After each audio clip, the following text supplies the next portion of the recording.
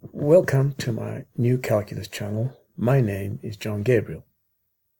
If you remember, in my previous video I was discussing the mean value theorem and explaining how mainstream academics have never understood it. And so I thought about it again and I decided to try to make it a little clearer, and that is what I'm going to attempt to do in this video. So let's begin.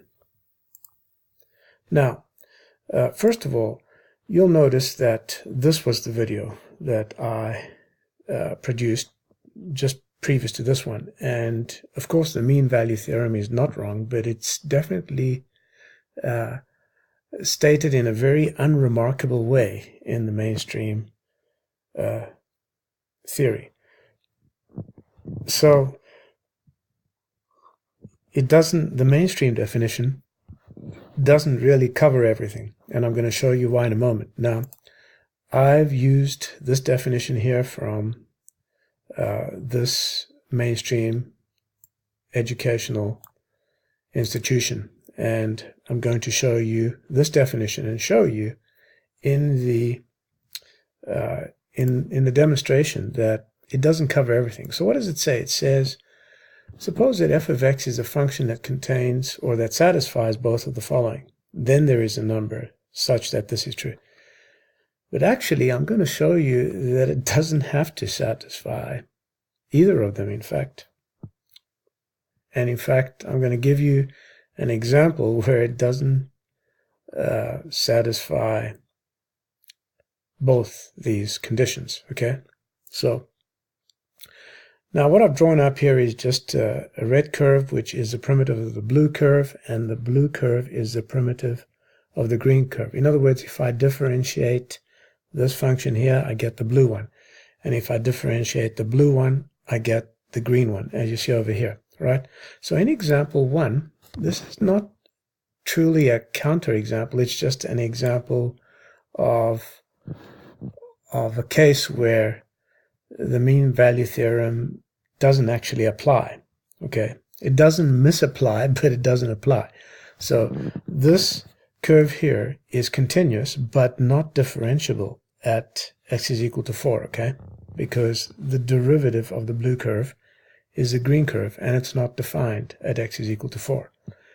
But there happen to be two c such that this finite difference here is equivalent to 2, which is the arithmetic mean of all the vertical line lengths in this blue shaded region. So if you had to somehow squash this little blue part so that it fits under the purple line segment here, like so, then the arithmetic mean would be 2, because you'd have a rectangle here, right? And it would just be 2, which is this red line here. And of course, to get the area of the whole rectangle, it's just the arithmetic mean of all the vertical line lengths, in other words, the y-ordinates, multiplied by the interval length, which is 2. So the arithmetic mean by the interval width, which is also an arithmetic mean, and that gives us the total area, which is going to be 4, okay? And the actual c's that are found are at 4 plus or minus 1 divided by 6 times square root 6.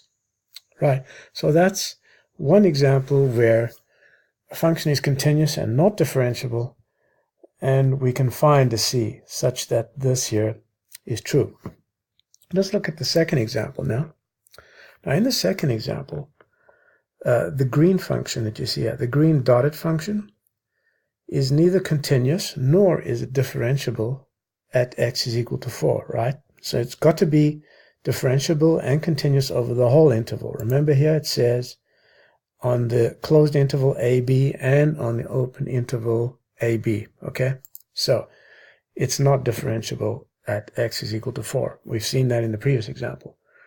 And of course, f prime of 3 is the derivative of the green one. In other words, this orange curve here that you see, this orange curve here, dotted curve, is the derivative of the green function, okay?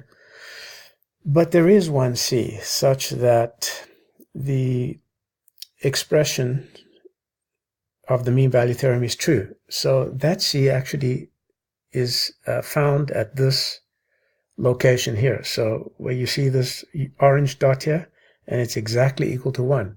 And of course, the area under the green curve between 3 and 5 is exactly equal to 2, right? Because the arithmetic mean, as I'm about to demonstrate to you. So if we start over here, you see it's 0.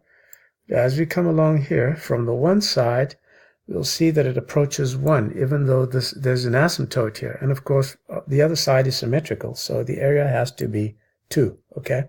So that's what I was showing you over here. So this little section here, all the way along the sides of the asymptote, that has an area of 2. And so this is yet another case where the mean value theorem doesn't actually apply, right? And I showed you the demonstration. Now, what is the correct statement of the mean value theorem? If this isn't the only case where this is true, then it doesn't really say much, does it? I mean, what use is this if you can still find an expression like this and you don't know the cases where you can find it, right? So this here has been stated incorrectly because the morons in mainstream academia had never understood the mean value theorem. Really, all it tells us is that an arithmetic mean of all the y-ordinates, in this case here in the area that we're finding, is possible, okay? And so a correct statement would be, suppose that an arithmetic mean of all the y-ordinates is possible for a given function on an open interval AB, then there is a number such that f prime of c is equal to this. Okay, so that's all we really care about. If an arithmetic mean is possible, we don't care if it's not differentiable at one point. Okay, we really don't care about that, or continuous as for that matter. All we care is that an arithmetic mean of all the y-ordinate lengths is possible.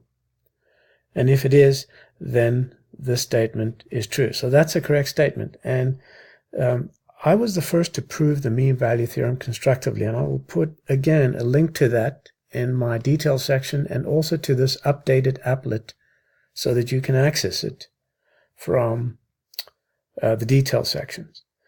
So I hope now that I've finally put this thing to rest and that you will understand that the fundamental theorem of calculus is derived in one step from the mean value theorem. In fact, there shouldn't be two theorems, mean value theorem and fundamental theorem. There should just be one theorem, which is the mean value theorem, because the mean value theorem is the fundamental theorem of calculus. Okay?